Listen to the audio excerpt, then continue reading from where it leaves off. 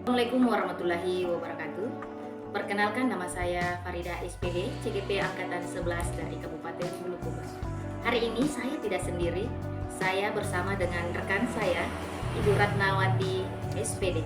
Beliau selaku guru mata pelajaran Bahasa Indonesia di SMP Negeri 28 Bulukumba.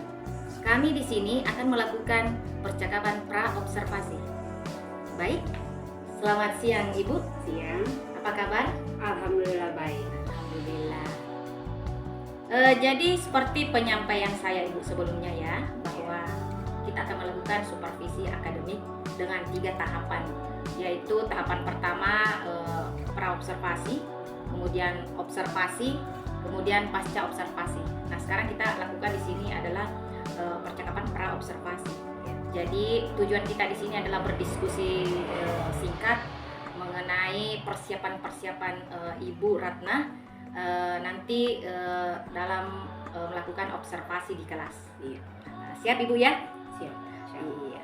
Jadi hari ini Bu, saya mau bertanya materi apa yang akan Ibu bahas nanti? Kalau nanti saya akan membawakan materi cerita fantasi. Materinya tentang cerita fantasi deh ya. Dengan cerita fantasi. Kemudian berdasarkan materi tersebut, kira-kira apa tujuan pembelajaran Ibu yang akan Ibu lakukan nanti di dalam kelas? Iya. Adapun tujuan pembelajaran yang akan saya berikan peserta didik itu peserta didik mampu menganalisis perubahan lebih rinci dalam alur cerita teks naratif dengan menjawab pertanyaan tentang cerita bola-bola waktu. Yang kedua itu adalah peserta didik mampu melatih kemampuannya untuk menelaah alur cerita dalam teks naratif bola-bola waktu dengan mengisi tabel alur dengan tepat. Seperti itu. Oh iya. Jadi ini tentang alur cerita fantasi Bu ya? Tentang alur cerita Iya. fantasi. Jadi berdasarkan tujuan tadi itu Bu, kira-kira nanti ketika saya masuk di kelas Ibu, kira-kira area pengembangan apa yang harus saya perhatikan secara spesifik Ibu? Mungkin lebih ke pengetahuan, Ya. ada keterampilan, kemudian sikap. Oke. Pengetahuan itu sendiri tentang pemahaman siswa mengenai materi cerita fantasi. Kemudian keterampilan itu bisa dilihat dari bagaimana anak itu bekerja sama dalam kelompok, kemudian bertanggung jawab dalam menyelesaikan tugas kelompoknya. Ada lagi kemampuan presentasi peserta didik, seperti itu. Kemudian dari segi sikap ada sikap sosial, kemudian ada spiritual. Iya. Luar biasa Bu ya, berarti ada 3 aspek nanti yang saya perhatikan secara spesifik, Iya. dari pengetahuan, keterampilan, dan sikap ya Ibu ya. Lanjut pertanyaan selanjutnya Ibu, apa nih yang sudah Ibu siapkan? Tentunya yang perlu kita siapkan dalam proses belajar mengajar itu ada modul ajar, ada media pembelajaran, ada PPT sebagai bahan sebagai bahan materi, kemudian ada LKPD, dan kemudian soal evaluasi. Oh siap-siap, luar biasa ini Ibu ya. Kemudian untuk mencapai itu strategi pembelajaran apa yang Ibu lakukan di proses nanti? Saya memilih strategi pembelajaran berdiferensiasi dari segi konten dan profesi. Kemudian berdasarkan dengan gaya belajar peserta didik. Dari segi konten itu sendiri ada materi berupa video, kemudian buku buku paket sebagai pendukung, kemudian ada handout. Kemudian kalau berdasar dari gaya belajar itu sendiri ada auditory, kemudian visual, dan kinestetik. Oke, luar biasa Ibu ya. Jadi intinya strategi pembelajaran yang Ibu lakukan nanti itu adalah Berdiferensiasi. Iya, luar biasa. Jadi ini Bu, kira-kira kapan nanti pelaksanaan proses pembelajaran tersebut? Insya Allah hari Kamis, tanggal 24 Oktober. Tanggal 24. Berarti besok Ibu ya? Insya Allah. Besok insya Allah Ibu, saya akan membersama Ibu, saya akan masuk di kelas Ibu untuk memperhatikan proses pembelajaran di kelas Ibu ya. Iya. Dan memperhatikan area-area pengembangan tadi yang Ibu sampaikan. Nah, ini Pertanyaan terakhir Ibu, kira-kira Ibu apa sih yang Ibu dapatkan dari diskusi singkat kita tadi ini? Yang bisa saya petik itu adalah gambaran tentang pembelajaran saya mengenai persiapan, kemudian strategi pembelajaran, serta apa yang akan saya lakukan di kelas nanti. Ya luar biasa Bu ya, sudah ada gambarannya nanti, jadi tidak kewalahan nanti langsung ini nih yang saya akan lakukan. Baik Bu, terima kasih untuk waktunya. Terima kasih. Mohon maaf ini karena telah mengganggu waktunya sebentar ini Bu. Oke, Assalamualaikum warahmatullahi wabarakatuh. Bismillahirrahmanirrahim. Assalamualaikum warahmatullahi wabarakatuh. Waalaikumsalam warahmatullahi wabarakatuh. Selamat pagi anak-anak. Pagi, luar biasa mantap. Bagaimana kabarnya hari ini? Alhamdulillah tetap semangat luar biasa. Nah, sebelum kita masuk ke pembelajaran kita hari ini, Ibu mau mengecek kebersihannya dulu. Silakan diperiksa sekitar tempat duduknya, apakah masih ada sampah. Sudah bersih? Sudah. Oke, sudah bersih. Silakan sekarang berdiri dulu. Ibu mau mengecek kerapiannya. Apakah sudah rapi? Silakan diperiksa dari atas sampai bawah. Dasinya sudah lurus? Kancing baju sudah bagus? Sudah. Sekarang tali sepatunya ikat baik-baik, dirapikan. Sudah? Karena Ibu lihat kelasnya sudah bersih, pakaiannya juga sudah rapi. Sekarang kita akan berdoa agar pelajaran yang akan kita pelajari hari ini, ilmu yang kita terima hari ini bisa berkah. Ada yang bisa memimpin? Silakan, Ikrar.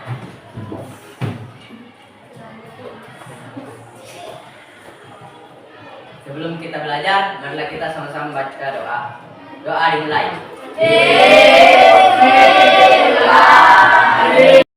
Ibu mau mengecek kehadirannya dulu ya.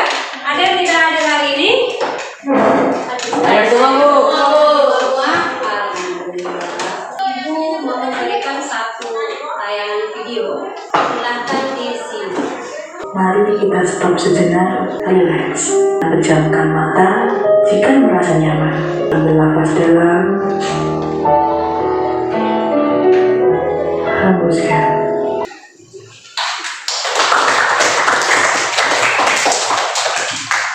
Menyampaikan keyakinan kelas yang telah kita sepakati. Ketika kelas, kehadiran yang ketertiban waktu, datang tepat waktu, membawa peralatan sekolah, menghargai pendapat teman, Membaca buku di luar materi kita hari ini untuk menambah wawasan. Silahkan dibaca. Ada yang bisa menyampaikan hasil bacaannya selama 5 menit? Silahkan, Ikrar. Pada zaman ini, manusia lebih sering memakan makanan yang kurang sehat dan lebih mementingkan makanan yang tidak mementingkan makanan yang sehat hingga merusak kepribadian bangsa. Tepuk tangan untuk Ikrar. Kenapa membaca itu penting? Untuk perkembangan otak kita, memperkaya kosakata. Jadi kalau kita mau berbicara tidak dengan kata yang sama, memperbaiki kualitas tidur.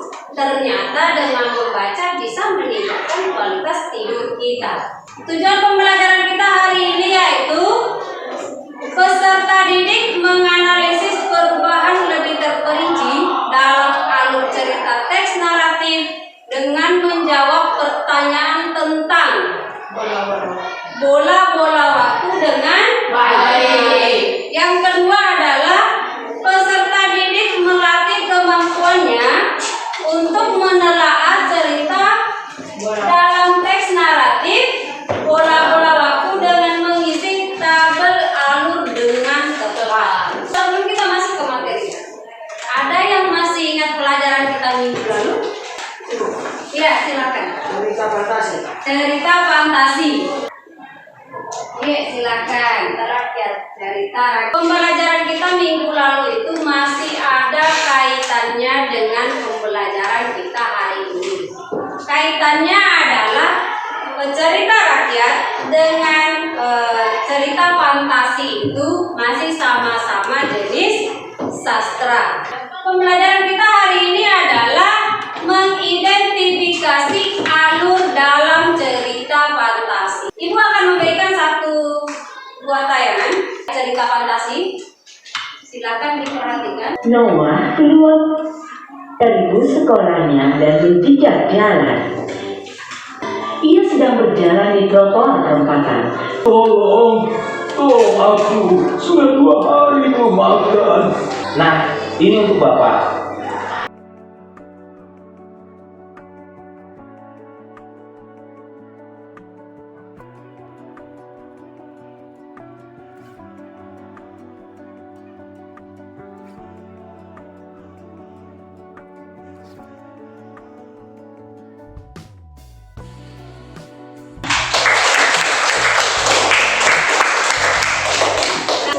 Suka? Kenapa suka? Topiknya bagus Ibu. Artinya bagus. Menghibur? Menghibur. Bagaimana ciri-ciri fisik tokoh dongeng yang tadi Anda bilang? Nah, ciri-cirinya. Baik. Apa lagi? Rendah hati. Rendah hati.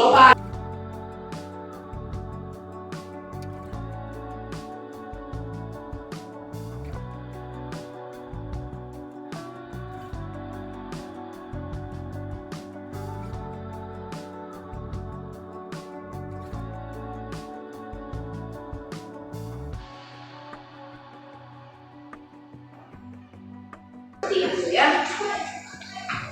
Kemudian dari yang sudah kita lihat, Ibu punya pertanyaan. Kalau bercerita tentang fantasi, apa itu cerita fantasi? Silakan. Cerita yang bersifat khayalan dan imajinatif.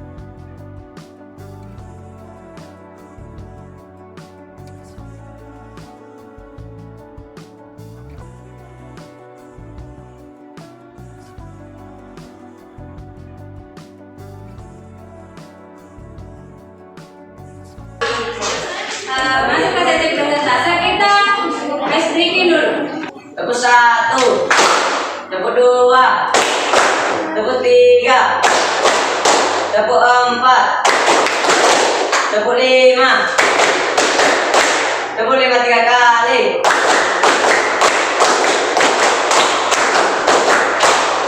Kelompok 1 silakan. Jadi yang lain silakan diperhatikan temannya menyampaikan materi. Assalamualaikum warahmatullahi wabarakatuh. Waalaikumsalam warahmatullahi wabarakatuh. Kami pun ditugaskan membuat sebuah peta pemikiran yang menjadi tujuan kami berdiri di sini. Kami kembali pada kertas LKPD. Pada lembar tersebut terdapat beberapa pertanyaan yang jawabannya telah kami diskusikan. Topik yang kami bawakan pada mind mapping tersebut adalah cerita fantasi yang terbagi atas 7 struktur yang dapat kami rangkum. Teks cerita fantasi adalah cerita fiksi, rekahan khayalan yang merupakan hasil imajinasi penulis. Ide cerita terbuka. Masalah apa yang dialami tokoh dan apa keinginannya. Ivan adalah seorang anak yang mengalami konflik batin karena merasa malu dengan pekerjaan orang tuanya sebagai penjual kue. Di awal cerita, bola-bola waktu, Ivan sangat ingin lepas dari bayang-bayang pekerjaan orang tuanya sebagai penjual kue. Assalamualaikum warahmatullahi wabarakatuh. Kelompok 2 silakan. Assalamualaikum warahmatullahi wabarakatuh. Waalaikumsalam warahmatullahi wabarakatuh.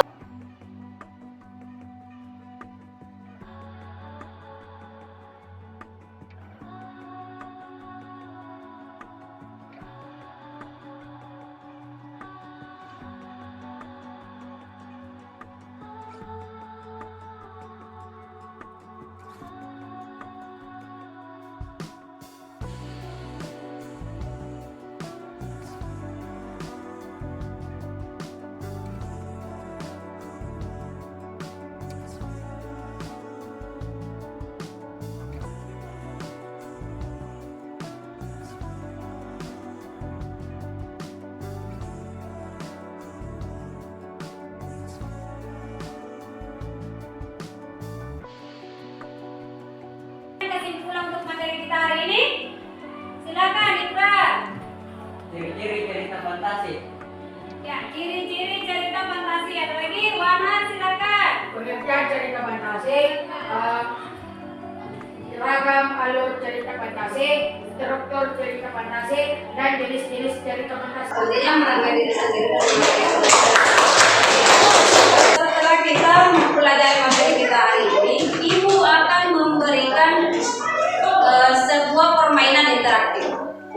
Ya, jadi kita akan bertanya jawab.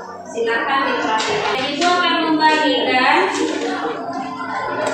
kertas barcode. Kita akan menggunakan puisi. Jadi kita akan melakukan permainan seperti biasa ya. Nah, kita mulai ya.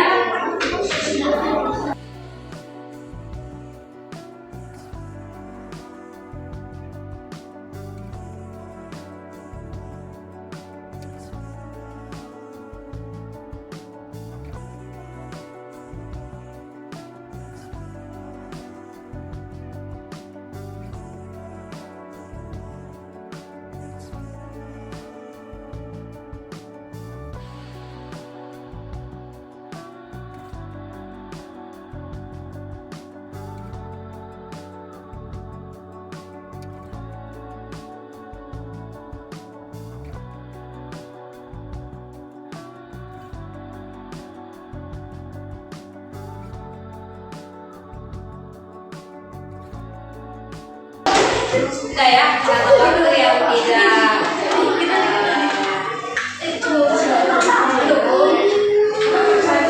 insyaallah lain kali Ibu akan memberikan permainan yang seperti ini lagi ya.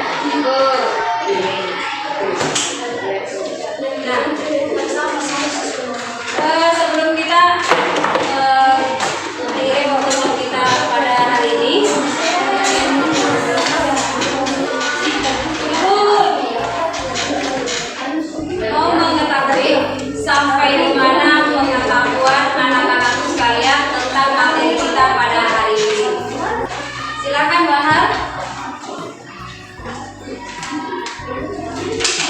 Pengertian cerita fantasi, ciri-ciri cerita fantasi, beragam alur, struktur cerita fantasi, dan jenis-jenis cerita fantasi.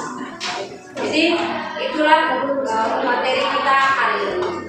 Setelah dibacakan ulangan. Nah, bagaimana perasaan Anda sekalian dengan pelajaran kita hari ini? Senang. Lagi yang seperti itu? Insya Allah di pertemuan kita selanjutnya. Nah, di pertemuan kita selanjutnya kita akan masuk ke materi penokohan dan alur cerita kue-kue mal. Jadi itu ya materi kita selanjutnya. Nah, kalau cerita yang sudah selesai, sebelum kita menutup pertemuan kita hari ini, ada yang bisa memimpin doa? Silakan, Wanhar. Marilah kita sama-sama membaca doa Al-Fatihah dengan suara nyaring. Doa dimulai.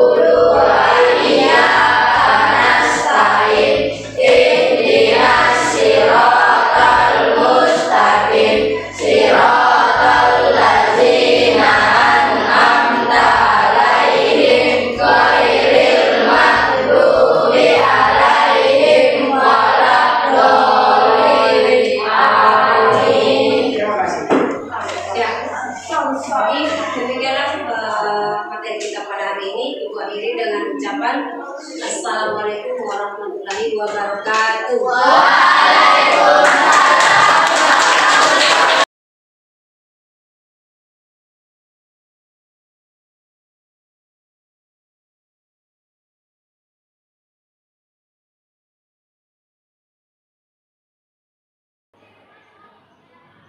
Baik, Assalamualaikum warahmatullahi wabarakatuh.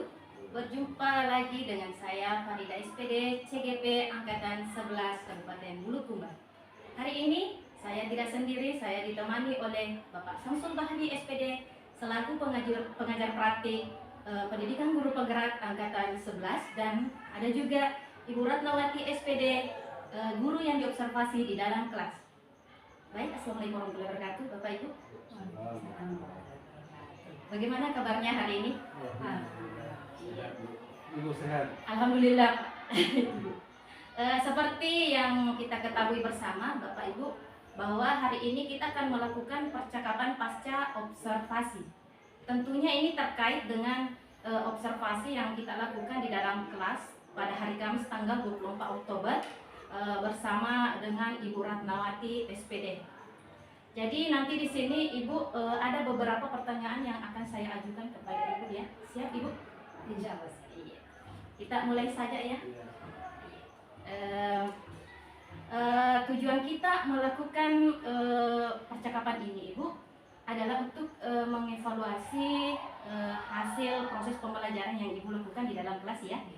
Jadi langsung saja untuk pertanyaan pertama Ibu, kira-kira bagaimana perasaan Ibu terkait jalannya proses observasi kemarin di dalam kelas ini? Observasi kemarin itu alhamdulillah sangat senang melakukannya, kemudian berjalan sesuai tahapan, sesuai dengan modul belajar yang saya gunakan. Kemudian meskipun tidak dipungkiri bahwa pelaksanaannya masih ada kekurangan-kekurangan di dalamnya. Luar biasa, setidaknya di sini Pak Ibu sesuai dengan ya, tahapan-tahapan yang sudah direncanakan Ibu ya. Iya. Oke Ibu. Selanjutnya Ibu mungkin bisa diceritakan kembali Ibu area pengembangan yang sebenarnya yang jadi fokus kita kemarin, kemudian juga langkah-langkah pembelajaran yang Ibu lakukan di dalam kelas. Iya. Untuk area pengembangan seperti yang sudah saya sampaikan sebelumnya Ibu, bahwa ada 3 hal yang menjadi titik fokus dalam pembelajaran tersebut, yaitu ada keterampilan, pengetahuan, keterampilan dan sikap. Pengetahuan itu sendiri kita melihat dari sisi peserta didik, kemampuan peserta didik itu sendiri memahami materi yang kita sampaikan. Kemudian keterampilan, berbicara tentang keterampilan itu bagaimana peserta didik itu bekerja sama, bertanggung jawab, kemudian mengapresiasi hasil belajarnya, seperti itu. Kemudian berbicara tentang sikap sosial dan spiritual peserta didik selama proses pembelajaran berlangsung. Kalau langkah-langkah pembelajarannya mengenai langkah-langkahnya saya kira sudah sesuai dengan modul ajar, di mana bagian modul ajar itu sendiri terdapat pendahuluan yaitu salam, kemudian doa, kesiapan belajar peserta didik, kemudian ada absen, mindfulness, tujuan pembelajaran dan persepsi. Ada di kegiatan inti itu berupa tayangan slide atau tayangan video berupa materi pembelajaran, kemudian siswa kembali memaparkan apa yang dilihat dari tayangan video pembelajaran tersebut. Kemudian bagaimana peserta didik itu mampu mempresentasikan apa yang dilihat dari materi yang dilakukan. Kemudian ada kegiatan penutup. Kegiatan penutup itu sendiri terdiri dari kesimpulan, kemudian refleksi, ada evaluasi menggunakan kuisis, itu Ibu. Kemudian ditutup dengan doa. Luar biasa sekali, Bu. Jadi area pengembangan Ibu di sini ada 3, Bu ya. Ada pengetahuan, keterampilan dan sikap. Terus untuk langkah-langkah pembelajarannya tadi kalau tidak salah sudah sesuai dengan modul ajar yang dimana ada kegiatan pendahuluannya, inti dan penutup. Iya, luar biasa. Nah, terkait dengan area pengembangan yang Ibu jelaskan tadi, jika kita kaitkan dengan observasi di dalam kelas, ya, apakah kegiatan proses pembelajaran yang dilakukan di dalam kelas itu sudah termasuk kategori berhasil atau tidak menurut Ibu? Berbicara tentang berhasil, saya kira sudah berhasil. Kenapa saya bisa katakan seperti itu? Karena langkah-langkah dalam pelaksanaannya sudah sesuai dengan modul ajar, walaupun kita tidak bisa pungkiri bahwa pelaksanaannya sendiri masih terdapat kekurangan-kekurangan di dalamnya. Iya, iya, mantap sekali. Ini Bu, kalau diangkakan Ibu dari angka 1 sampai 10, kira-kira Ibu untuk proses pembelajaran yang ada di kelas itu Ibu berada di angka berapa? Angka 8. Ya, angka 8. Berarti nanti ada target ya? Insya Allah. Baik Ibu, untuk pertanyaan selanjutnya Ibu, kira-kira pada saat Ibu melakukan proses pembelajaran di dalam kelas kemarin itu, apa sih kendala yang Ibu rasakan di dalam kelas tersebut? Iya, kendalanya itu seperti biasa. Masih ada peserta didik yang kurang efektif atau belum efektif dalam menerima pelajaran itu sendiri. Kemudian belum efektif dalam pelaksanaan misalnya kerja kelompok seperti itu. Iya. Jadi intinya itu adalah masih ada yang kurang aktif barangkali Bu ya? Masih ada yang kurang aktif. Oh iya. Nah, mengenai kendala ini Bu, kira-kira apa penyebab kendala tersebut terjadi kira-kira? Karena peserta didik itu biasanya merasa minder dengan teman kelompoknya, merasa bahwa teman kelompok saya itu lebih mampu dari saya, biarkan mereka yang bekerja, karena menganggap bahwa kemampuannya kurang dan kemampuan teman-teman kelompoknya sendiri itu dianggap lebih dari kemampuannya sendiri, seperti itu. Jadi biasanya peserta didik sendiri mengatakan, tidak apa-apa deh, biar nih teman saya yang mampu yang kerjakan. Iya, itu yang masih terjadi di kelas itu ya. Iya. Jadi dengan berdasar pada kendala maupun penyebabnya yang Ibu sampaikan tadi, kira-kira apa rencana tindak lanjut Ibu ke depannya?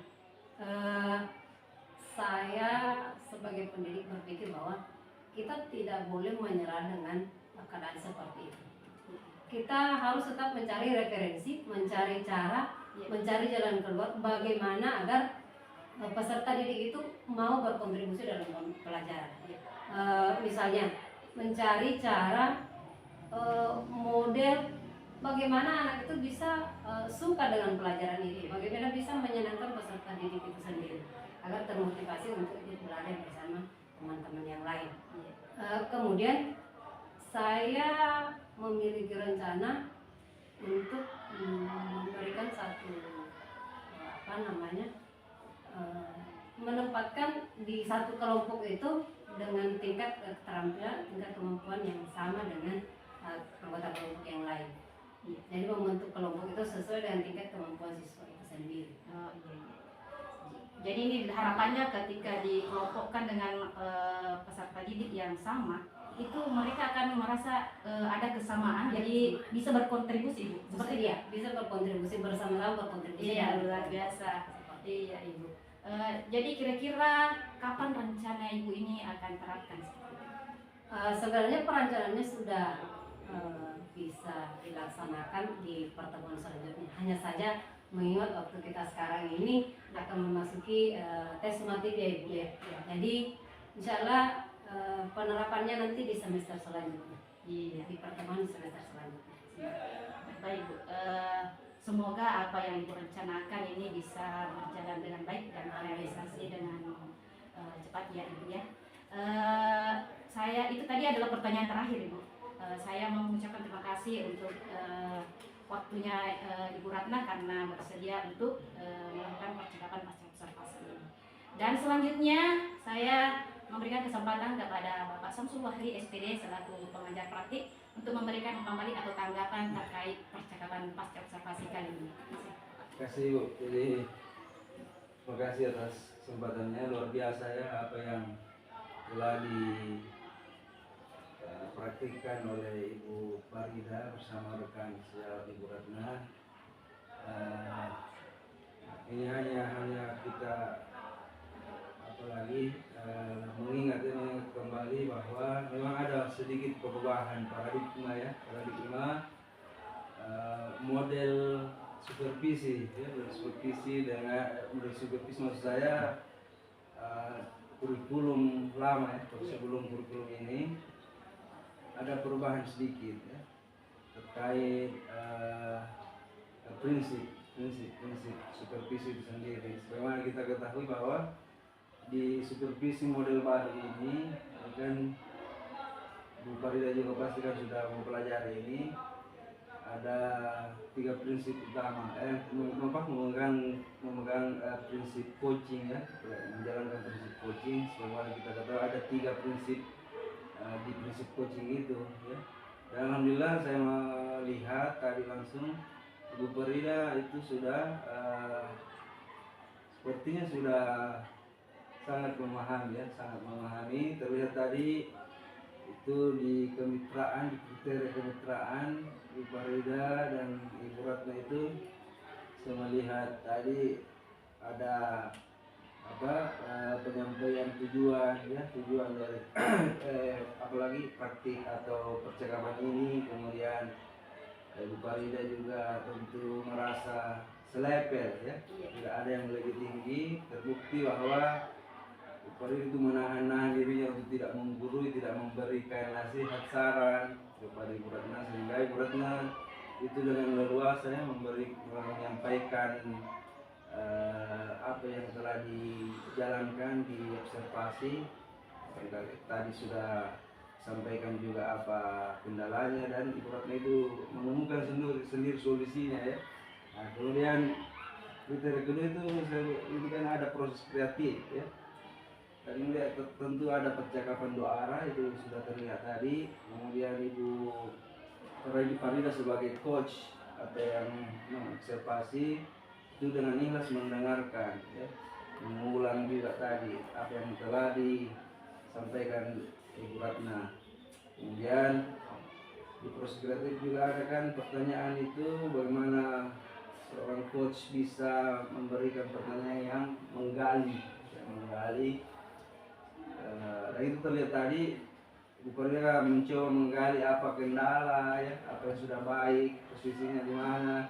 Ibu Ratna dengan ikhlas menyampaikan dan ditutup dengan memaksimalkan potensi, menyampaikan, menanyakan seperti apa rencana tindak lanjutnya, kapan Dan itu saya rasa luar biasa karena ketiga kriteria di prinsip coaching itu sudah berhasil ditunjukkan. Mudah-mudahan Bu ini pertanggal meskipun kita tidak lagi di pendidikan ini tetap kita jalankan. Selamat, terima kasih. Assalamualaikum warahmatullahi wabarakatuh. Alhamdulillah, terima kasih Pak untuk umpan balik atau tanggapannya.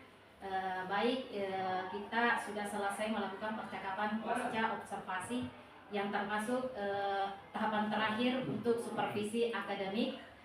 Sekali lagi saya ucapkan terima kasih banyak dan saya akhiri dengan ucapan Assalamualaikum warahmatullahi wabarakatuh.